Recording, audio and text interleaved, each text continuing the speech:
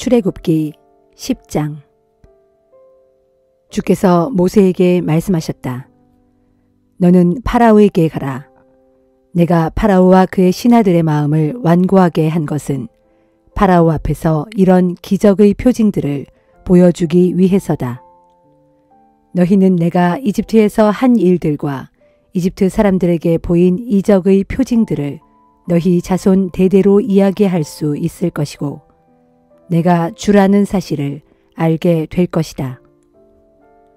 모세와 아론이 파라오에게 가서 말했다.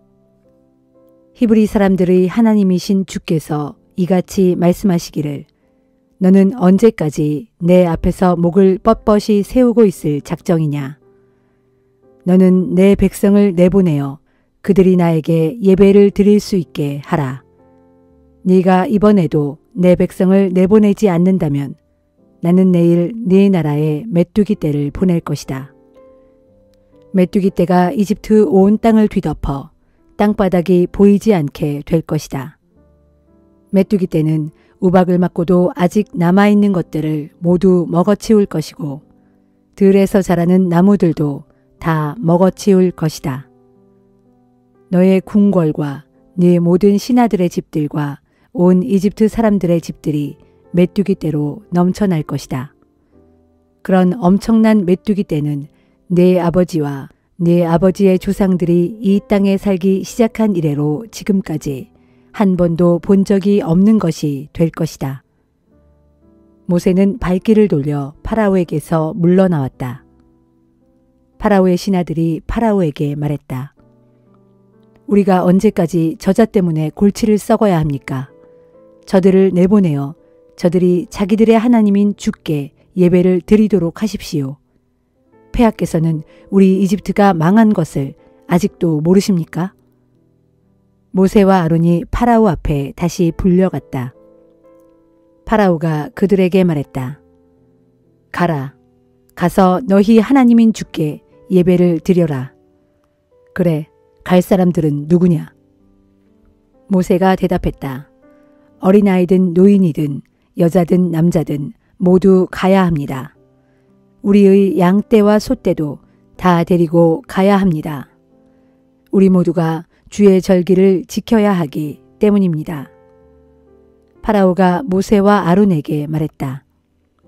도대체 무슨 소리를 하고 있는 거냐? 내가 너희를 보내주겠다고 하니까 여자들과 아이들까지 모두 데리고 가겠다고? 이제 보니 너희가 못된 음모를 꾸미고 있는 것이 분명하구나. 그건 안 된다. 너희는 남자들만 나가서 너희 주께 예배를 드려라. 애초 너희의 요구사항이 그것이었지 않았느냐. 모세와 아론은 파라오 앞에서 쫓겨 나왔다. 주께서 모세에게 말씀하셨다. 너는 네 손을 이집트 땅 위에 뻗으라. 그러면 메뚜기 떼가 이집트 땅을 뒤덮을 것이다. 메뚜기 떼는 우박의 피해를 받지 않고 살아남은 밭의 푸성귀들을 모조리 먹어치울 것이다. 모세가 이집트 땅 위로 지팡이를 쳐들자 주께서 밤낮으로 동풍을 불게 하셨다. 아침이 되자 메뚜기 떼가 그 동풍을 타고 날아왔다. 메뚜기 떼는 이집트 온 땅을 습격하여 이집트 방방곡곡에 메뚜기 떼가 내려앉지 않은 곳이 없었다. 그렇게 엄청난 메뚜기 떼가 몰려온 것은 이전에도 없었고 이후에도 없을 일이었다. 메뚜기 떼가 온 땅 위에 깔려 땅이 시커멓게 보일 정도였다. 메뚜기 떼는 우박에서 살아남은 밭의 푸성귀들과 나무의 열매들을 모조리 먹어치웠다. 밭의 푸성귀든 나무든 푸른 빛을 띤 것이라고는 이집트 온 땅에서 아무것도 남아나지 않았다. 파라오가 모세와 아론을 급히 불러들여 말했다. 내가 주 너희 하나님과 너희에게 정말 죄를 지었다. 제발 부탁이니 이번만 나의 죄를 용서해다오. 주 너희 하나님께 이 엄청난 재앙을 물리쳐 달라고 빌어다오. 모세가 파라오 앞에서 물러나와 주께 기도드렸다. 주께서 바람의 방향을 바꾸시어 강렬한 서풍이 불게 하셨다. 그 서풍은 메뚜기 떼를 홍해로 몰아갔다. 이제 이집트 온 땅에는 메뚜기가 한 마리도 남아있지 않았다. 그러나 주께서 파라오의 마음을 완고하게 하셨고 파라오는 이스라엘 백성들을 내보내려 하지 않았다. 주께서 모세에게 말씀하셨다. 너는 하늘을 향해 네 손을 뻗으라. 그러면 이집트 온 땅에 어둠이 뒤덮일 것이다. 손으로 더듬지 않고서는 한 발자국 앞도 볼 수 없을 것이다. 모세가 하늘을 향해 손을 쳐들자 이집트 온 땅이 사흘 동안이나 짙은 어둠에 뒤덮였다. 사람들은 사흘 동안 서로를 알아볼 수 없었고 자기 자리에서 움직일 수조차 없었다. 그러나 이스라엘 사람들이 사는 지역에는 어디에나 빛이 있었다. 파라오가 모세를 불러들여 말했다. 가라, 가서 주께 예배를 드려라. 너희 여자들과 아이들도 데리고 가라. 하지만 너희 소떼와 양떼만은 남겨두고 가라. 모세가 대답했다. 안 됩니다. 왕께서는 우리가 우리 주 하나님께 바칠 희생제물과 번제물도 함께 가지고 가도록 허락해 주셔야 합니다. 우리는 우리가 기르는 가축들도 몰고 가야겠습니다. 한 마리도 남겨둘 수 없습니다. 그것들 중에서 골라 우리 주 하나님께 제물을 바쳐야 하기 때문입니다. 목적지에 도착할 때까지는 우리가 어떤 것을 주께 바쳐야 할지 알 수 없습니다. 주께서 또 파라오가 고집을 부리게 하셨다. 이번에도 파라오는 이스라엘 백성들을 내보내려 하지 않았다. 파라오가 모세에게 말했다. 내 앞에서 썩 물러가라. 이제 다시는 내 앞에 나타나지 말라. 내 얼굴을 다시 보는 날은 네가 죽는 날인 줄 알아라. 모세가 말했다. 왕께서 잘 말씀하셨습니다. 제가 다시는 왕 앞에 얼씬도 하지 않겠습니다.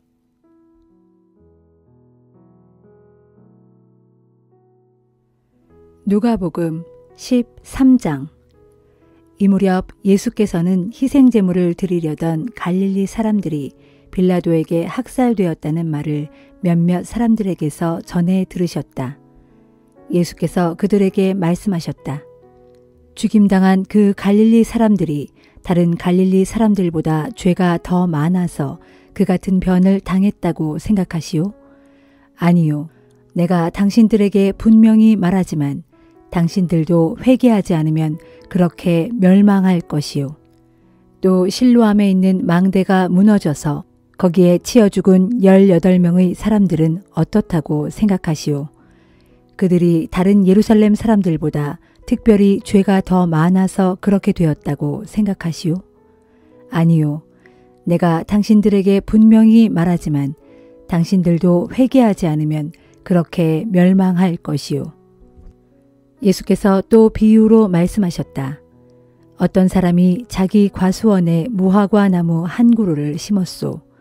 그 사람은 무화과 나무에 열매가 맺혔는지 보려고 여러 번 가보았지만 번번이 실망하고 말았소. 그러다가 마침내 그 사람은 과수원 지기에게 말했소. 보시오, 내가 3년 동안이나 이 무화과 나무를 참고 기다려왔건만 단 한 개의 무화과도 맺히지 않았소. 그러니 이 무화과 나무를 당장 베어버리시오. 무엇 때문에 아까운 땅만 허비하고 있단 말이오. 그러자 과수원 지기가 대답하였소. 주인님, 금년에만 더 그냥 두십시오. 제가 나무 둘레에 고랑을 파고 거름을 듬뿍 주도록 하겠습니다.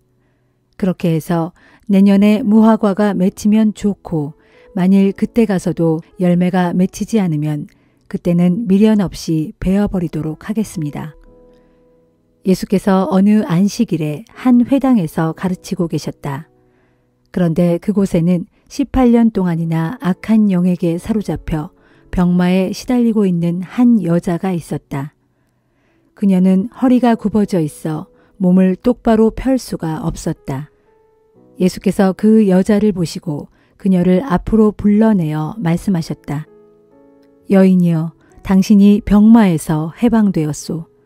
그리고 예수께서 그 여자에게 손을 얹으시자 그 여자는 즉시 허리를 똑바로 펴고는 하나님을 찬양했다.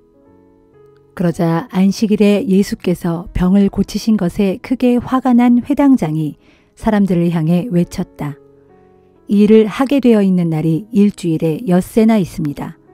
그러니 그런 날에 와서 병을 고쳐달라고 하시오. 하지만 안식일에는 안 됩니다. 그 말을 듣고 주님께서 말씀하셨다.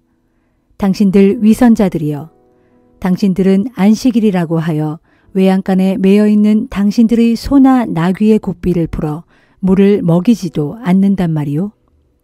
아브라함의 딸인 이 여자도 18년 동안이나 사탄에게 매여 있었소. 그런데 안식일이라고 하여 이 여자를 풀어주어서는 안 된다는 법이 도대체 어디에 있단 말이오. 이 말씀에 예수를 반대하던 자들은 고개를 들지 못했다. 그러나 군중들은 예수께서 행하시는 놀라운 일들을 보고 크게 기뻐하였다. 예수께서 무리들에게 또 말씀하셨다. 하나님의 나라는 무엇과 같을까요? 무엇에 비길 수 있을까요? 그렇습니다. 하나님의 나라는 자기 마당에 심어진 아주 작은 겨자씨 한 알과 같습니다. 그 겨자씨가 무럭무럭 자라나서 큰 나무가 되면 공중의 온갖 새들이 날아와서 그 가지에 앉습니다. 하나님의 나라를 또 무엇에 비길 수 있을까요? 그렇습니다. 하나님의 나라는 한 포대의 밀가루 속에 넣고 반죽을 하면 크게 부풀어 오르는 누룩과도 같습니다. 예수께서 예루살렘으로 올라가시는 도중 여러 동네와 마을에 들러 말씀을 가르치셨다. 그때 어떤 사람이 와서 예수께 물었다. 주님, 구원받을 사람은 적습니까? 예수께서 사람들을 향해 대답하셨다. 여러분은 좁은 문으로 들어가려고 힘쓰십시오. 내가 여러분에게 말합니다. 많은 사람들이 그리로 들어가려고 하겠지만 실제로는 들어가지 못할 것입니다. 집주인이 일어나서 문을 닫아버리면 여러분이 밖에 서서 문을 두드리며 애원하기를 주인님, 문을 열어주십시오 할 것입니다. 그러면 주인은 대답할 것입니다. 안 된다. 나는 너희가 어디서 온 자들인지 알지 못한다. 그러면 여러분은 이렇게 말할 것입니다. 우리는 주인님 앞에서 주인님과 함께 먹고 마셨으며 또 주인님은 마을 길거리에서 우리를 가르치지 않았습니까? 그때 주인은 여러분에게 대답할 것입니다. 내가 분명히 말하지만 나는 너희를 알지 못한다. 못된 짓만 일삼는 자들아, 내 앞에서 썩 물러가라. 아브라함과 이삭과 야곱 및 모든 예언자들이 하나님의 나라에 들어가 있는데도 정작 여러분은 밖에 쫓겨나 있는 것을 알게 되면 여러분은 가슴을 치고 이를 갈며 슬피 울게 될 것입니다. 그때 사람들이 동서남북의 사방에서 몰려와서 하나님 나라의 잔치자리에 참석하게 될 것입니다. 내가 진실로 여러분에게 말합니다. 보십시오. 그때에 나중된 사람이 먼저 되고 먼저 된 사람이 나중되는 일이 많을 것입니다. 그때에 바리새파 사람들이 예수께 와서 말했다. 어서 이곳을 떠나시오. 헤롯 왕이 당신을 죽이려고 단단히 벼르고 있습니다. 예수께서 대답하셨다. 가서 그 여우에게 말하기를 보아라. 오늘과 내일은 내가 귀신들을 내쫓고 사람들을 고칠 것이요. 사흘째 되는 날에 나의 일을 다 마칠 것이다. 하시오. 그러나 오늘과 내일과 모레에는 어떻게든 내가 내 일을 하지 않으면 안 돼요. 예언자가 예루살렘이 아닌 다른 곳에서는 죽을 수 없기 때문이요. 아, 예루살렘아, 예루살렘아. 너는 예언자들을 죽이고 너를 도우려고 하나님께서 보내신 자들을 돌로 마구 치는구나. 암탉이 제 새끼를 자기 날개 아래 품듯이 내가 몇 번이나 네 자녀들을 품으려고 애썼더냐. 그러나 너희가 절대로 응하지 않는구나. 보라, 장차 너희의 집은 버림받아 황폐해질 것이다. 너희가 주의 이름으로 오시는 이여 그분은 실로 복되도다 하고 찬송하는 그 날이 올 때까지 너희가 다시는 나를 보지 못할 것이다.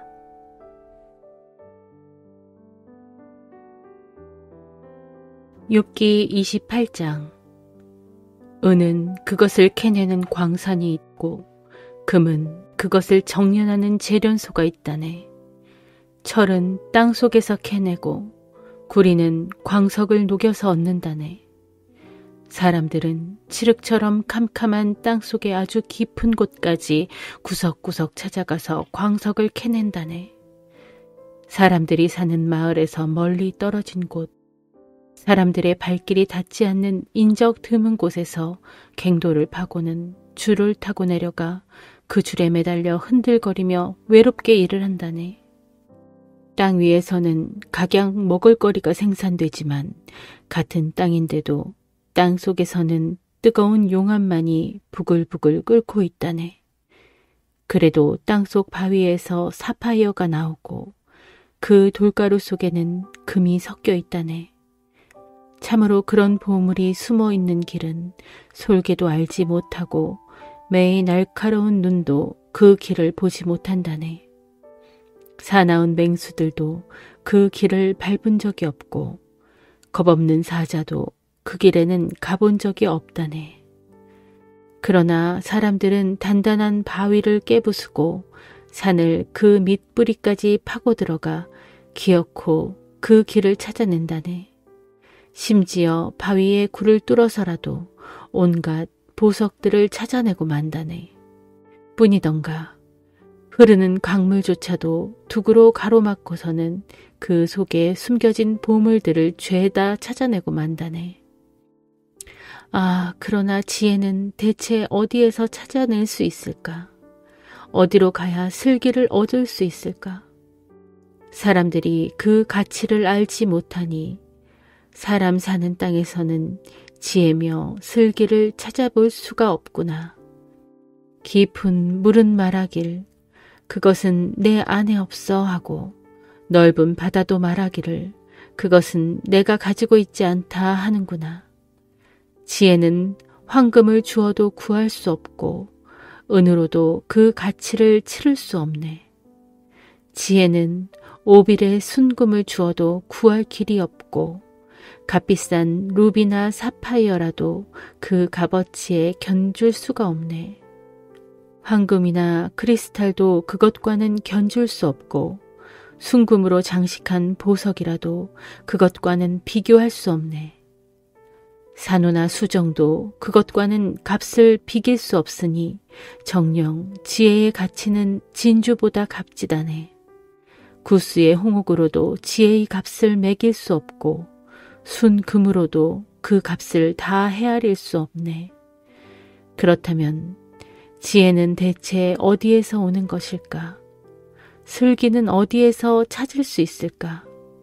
그것은 모든 생물의 눈에 숨겨져 있고 공중의 새들에게도 감추어져 있다네.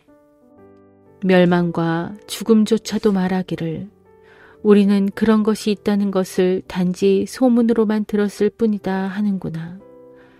오직 하나님께서 거기에 이르는 길을 아신다네. 오직 그분만이 지혜와 슬기가 어디에 있는지 아신다네. 그분께서는 땅 끝까지도 한눈에 전부 바라보시고 하늘 아래 있는 모든 것들을 빠짐없이 두루 살펴보시기 때문이지. 그리하여 그분께서 바람을 얼마나 세게 불게 하실지 바다의 물을 얼마나 많게 하실지 정하시던 그때에 때를 따라 땅 위에 비가 내리도록 규칙을 정하시고 또 천둥이 지나다니는 길을 정하시던 그때에 바로 그때에 하나님께서는 지혜를 보시고 지혜를 선포하셨으며 지혜를 굳게 세우시고 지혜를 시험한 후 인정하셨다네.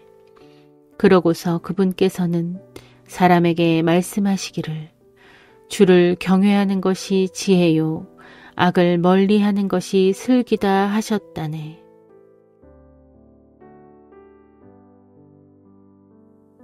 고린도전서 14장. 여러분은 무엇보다 사랑을 추구하십시오. 또 성령의 신령한 은사를 열심히 구하되 특별히 예언의 은사를 간절히 구하십시오.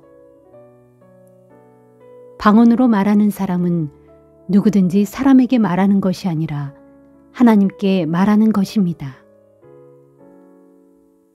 그러니 아무도 그가 하는 말을 알아듣지 못합니다. 그것은 그가 자신의 영으로 비밀을 말하는 것이기 때문입니다. 그러나 예언하는 사람은 사람들에게 말하는 것입니다. 그는 다른 사람들을 격려해주고 위로해주며 힘을 불어넣어주는 말을 합니다. 방언하는 사람은 자신에게만 덕을 끼치지만 예언하는 사람은 교회에 덕을 끼칩니다. 나는 여러분이 모두 방언하는 은사를 받기를 원하지만 사실 그보다는 예언하는 은사를 받기를 더욱 바랍니다.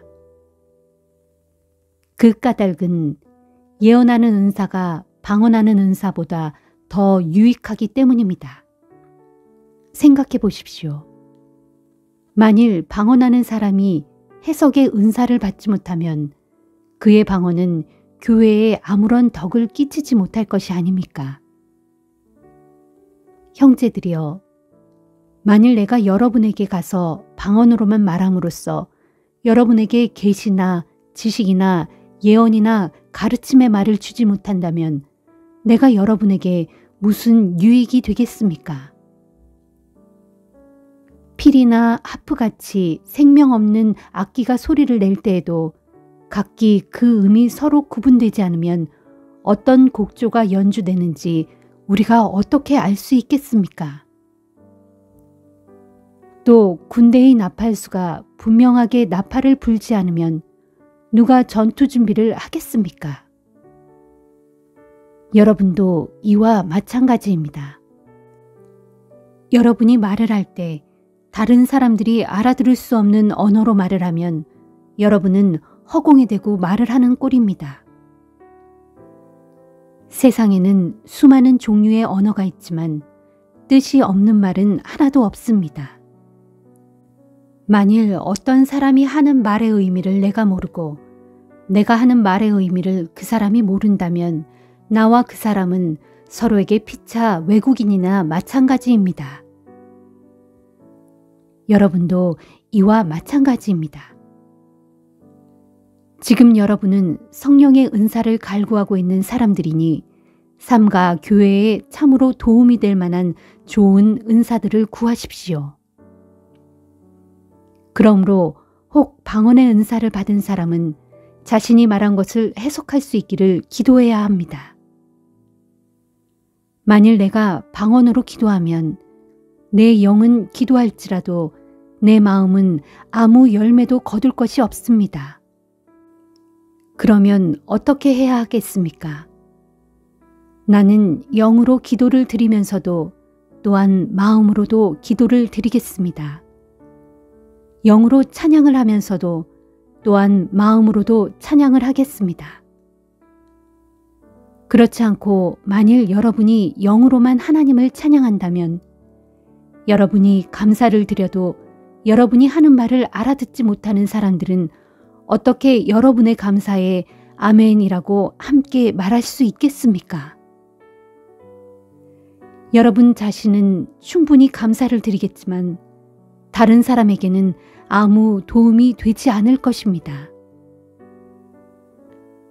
사실 나는 어느 누구보다도 더 많은 방언을 하는 것에 대해 하나님께 감사를 드립니다. 그러나 교회에서 나는 알아들을 수 없는 방언으로 수만 마디의 말을 하느니 다른 사람들을 가르치기 위해 깨친 마음으로 그들이 알아들을 수 있는 5마디의 말을 하기를 원합니다. 형제들이여, 어린아이와 같은 생각은 이제 그만두십시오. 악을 대하는 데에는 어린아이처럼 하시고 생각하는 데에는 어른답게 하십시오. 율법에도 기록되어 있기를 내가 이 백성에게 낯선 언어와 이상한 방언으로 말할지라도 그들은 내 말을 들으려 하지 않을 것이다 라고 했습니다. 그러므로 방언은 믿는 자들을 위한 표징이 아니라 믿지 않는 자들을 위한 표징입니다. 하지만 예언은 믿지 않는 자들을 위한 표징이 아니라 믿는 자들을 위한 표징입니다. 생각해 보십시오. 만일 온 교회가 함께 모여 알아듣지 못하는 방언으로 말하고 있으면 그것을 이해하지 못하는 불신자들이나 새로운 신자들은 여러분을 미쳤다고 하지 않겠습니까? 그러나 만일 여러분이 모두 예언을 한다면 아직 믿지 않는 사람들이나 새로운 신자들도 그 예언의 말을 듣고 자기가 죄인이라는 사실을 깨닫게 될 것입니다. 그래서 말씀 한마디 한마디가 양심에 찔려 마음속에 품은 생각을 다 털어놓은 뒤에 하나님께 엎드려 경배하면서 하나님께서 여러분 가운데 계시는 것이 분명합니다 하면서 신앙을 고백하게 될 것입니다. 형제들이여, 그러면 우리가 어떻게 해야 하겠습니까? 여러분이 함께 모일 때 어떤 사람은 찬미하고 어떤 사람은 가르칩니다. 계시를 받은 것을 말하기도 하고 방언을 하기도 하며 또한 방언을 해석하기도 합니다. 명심할 것은 이 모든 것이 교회 전체의 유익을 위해 행해져야 합니다. 누가 방언으로 말할 때에는 2사람 혹은 많아야 3사람이 하되 한 번에 한 사람씩 차례대로 말하고 반드시 누군가가 그 방언을 해석해야 합니다. 만일 해석하는 사람이 그 자리에 없을 때는 교회에서는 소리내어 말하지 말고 잠잠히 있다가 나중에 자신과 하나님께만 조용히 말하십시오. 예언하는 사람은 2이나 3이서 말하되 다른 사람들은 그 뜻을 신중하게 분별해야 합니다. 만일 앉아있는 다른 사람에게 계시가 내리면 앞서 말하던 사람은 입을 다물고 잠잠해야 합니다. 그러면 예언의 은사를 받은 사람들 모두가 차례로 다 말할 수 있고 그래야 모든 사람이 배우고 격려를 받을 수 있습니다. 예언하는 사람들은 자기 자신의 심령을 다스려 절제할 수 있어야 합니다. 진실로 하나님께서는 무질서의 하나님이 아니시고 평화의 하나님이십니다. 또한 성도들이 모이는 모든 교회에서 항상 그렇게 하고 있듯이 여자들은 교회에서 입을 다물고 조용히 계십시오. 여자들에게는 말하는 것이 허용되어 있지 않으므로 율법에 기록된 대로 여자는 잠자코 복종해야 합니다. 만일 묻고 싶은 것이 있거든 집에서 남편에게 물으십시오. 여자가 교회에서 말하는 것은 자기에게 부끄러운 일입니다. 하나님의 말씀이 여러분에게서 나왔습니까? 여러분에게만 하나님의 말씀이 내리기라도 한 것입니까? 만일 누구든지 자신이 예언자라거나 혹은 성령의 신령한 은사를 받았다고 생각하는 사람은 내가 여러분에게 써보낸 이 글이 주의 명령이라는 것을 알아야 합니다. 만일 누구든지 이 사실을 인정하지 않는다면 그 사람 자신도 인정을 받지 못할 것입니다. 그러므로 내 형제들이여, 특히 예언의 은사를 간절히 구하십시오. 그리고 방언으로 말하는 것도 금하지 마십시오. 다만 모든 것을 적절하게 하고 또 질서 있게 하십시오.